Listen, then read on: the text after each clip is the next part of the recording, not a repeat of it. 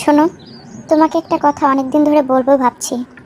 আসলে বলতে চাচ্ছিলাম যে এবারের কোরবানির ঈদটা আমি আমার বাবার বাড়িতে করতে চাই। অনেক দিন বাবার বাড়িতে ঈদ করি না। বিয়ের পর একটা বারও আমি বাবার বাড়িতে ঈদ করিনি।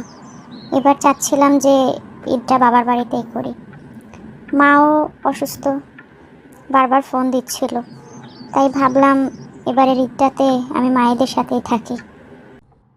না না, এটা কিভাবে হয়? কোরবানির ঈদ, আমাদের বাড়িতে গরু কুরবানি দিব, অনেক কাজকর্ম আছে, এগুলো কে সামলাবে? রান্না বান্নার ব্যাপার আছে। এছাড়াও আমার বোনেরা আসবে আমাদের বাড়িতে, বোন দুলা ভাই তাদের বাচ্চা কাচ্চা। আমার মা তো অসুস্থ তুমি জানো। তাহলে এখন কিভাবে তুমি যেতে চাচ্ছ? এটা কি উচিত বলো? আমাদের বাড়িতে তো অনেক মেহমান আসবে, তুমি কিছুদিন পরে যেও। আসলে মা বারবার ফোন দিচ্ছিল তো, সেই জন্যই বলেছিলাম। অনেক দিন যাই না। আবার আমার ছোট ভাইটাও অসুস্থ, মাও অসুস্থ।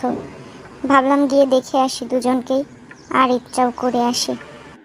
এই থামো তো, এরকম ন্যাকামো করো না আমার সামনে। যাও তো যাও, আমার জন্য এক কাপ চা বানিয়ে নিয়ে আসো। আমার ভালো লাগছে না এইসব ন্যাকামি। ঈদের ভিতরেও তোমাদের বাড়িতে যাওয়া যাবে না, এটা বলেছি তো আমি আগেই।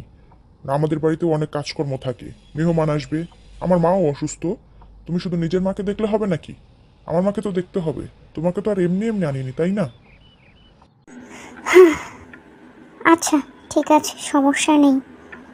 আমি তোমার জন্য চা আনছি।